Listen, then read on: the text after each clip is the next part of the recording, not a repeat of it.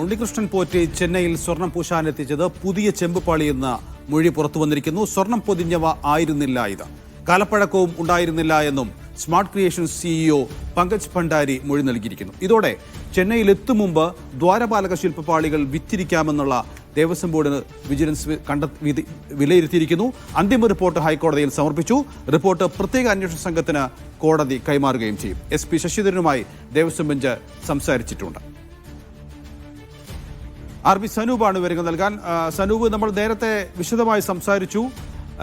അതായത് ഈ അന്വേഷണം കൃത്യമായി ശബരിമലയിൽ സ്വർണ്ണക്കൊള്ള നടന്നിരിക്കുന്നു എന്ന് വ്യക്തമാക്കുന്നത് തന്നെയല്ലേ?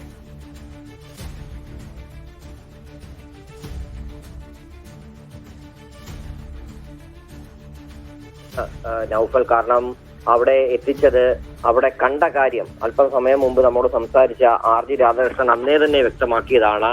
അവിടെ അദ്ദേഹം അന്ന് തിരുവാഭരണ കമ്മീഷണറായിരുന്നു. അദ്ദേഹം അവിടെ ഇത് മഹസ തയ്യാറാക്കാൻ വേണ്ടി ചെന്നൈയിൽ എത്തുന്ന സമയത്ത് അവിടെ കണ്ടത് ഈ ചെമ്പുപാളി എന്നുള്ള കാര്യം ആണ്. അതായത് ഒരു തരി പോലും സ്വർണമില്ലാത്ത ഒരു ചെമ്പുപാളി.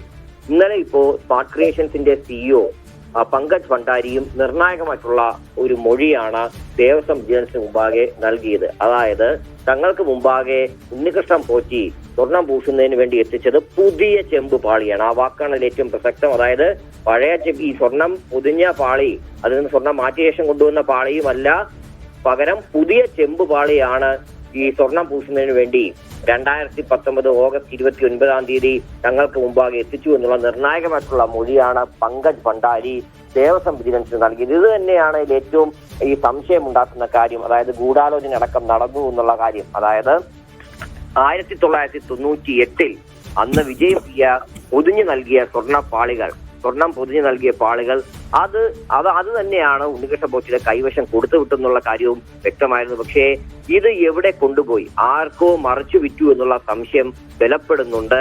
അതിന് കാരണം 40 ദിവസത്തോളം ഇയാൾ ഇത് കൈവശം വെച്ച ശേഷം, അതായത് ആ സമയം കൊണ്ട് പുതിയ ചെമ്പുപാളികൾ ഉണ്ടാക്കുക, അതിനുവേണ്ടി തന്നെയാകും ഇത് കൈവശം വെച്ചത്. അതിനുശേഷമാണ് ഈ പുതിയ ചെമ്പുപാളി ഉണ്ടാക്കി അത് ഒരുപക്ഷെ സ്മാർട്ട് ക്രിയേഷൻസ് മുമ്പാകെ എത്തിച്ചു എന്നുള്ള കണ്ടെത്തൽ തന്നെയാണ് ദേവസ്വം വിജിലൻസിന് മുമ്പാകെ ഉള്ളത്.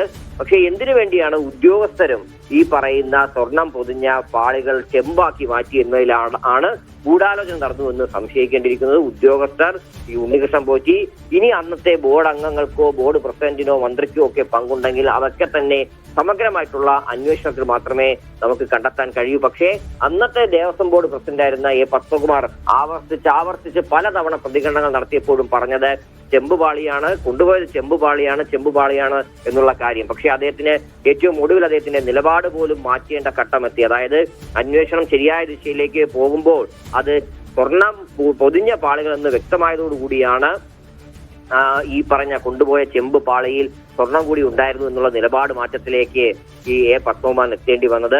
അന്നത്തെ മന്ത്രിയായിരുന്ന കടകംപള്ളി സുരേന്ദ്രൻ, അദ്ദേഹം കുറെ ദിവസം ഈ വിഷയത്തിൽ സംസാരിക്കാതെ ഇരുന്നു. ഏറ്റവും ഒടുവിലായിട്ട് ഇന്നലെയാണ് നിയമസഭയിൽ ഇതിനൊരു മറുപടിയൊക്കെ അദ്ദേഹത്തിന്റെ ഭാഗത്തു നിന്ന് ഉണ്ടാകുന്നത്. അതുകൊണ്ട് തന്നെ ഇവരുടെയൊക്കെ മൗനവും അതേപോലെ തെറ്റായിട്ടുള്ള പ്രതികരണങ്ങളും ഒക്കെ അതിൽ നിന്നൊക്കെ വായിച്ചെടുക്കേണ്ടത് ഇത് പല കോണുകളിലായിട്ട് നടന്ന ഒരു ഗൂഢാലോചന തന്നെയാണ്. ആത്മീയ കച്ചവടത്തിന് വേണ്ടി മുൻകൂട്ടായിട്ട് ഗൂഢാലോചന നടത്തി കൃത്യമായിട്ടുള്ള പ്ലാൻ അടക്കം, അതായത് കൊണ്ടുപോയത് ചെമ്പുപാളിയെന്ന് പിന്നീട് അന്വേഷണമൊക്കെ വരുമ്പോൾ അതിൽ ചെമ്പുപാളിയാണ് കൊണ്ടുപോയെന്ന് സ്ഥാപിക്കുന്നതിന് വേണ്ടി ഉത്തരവൊക്കെ തന്നെ കൃത്യമായിട്ട് ഇറക്കിയ ശേഷം ഈ പറയുന്ന രീതിയിൽ ഇവിടുന്ന് സ്വർണം പൊതിഞ്ഞ പാളികൾ കൊടുത്തുവിടുന്നു.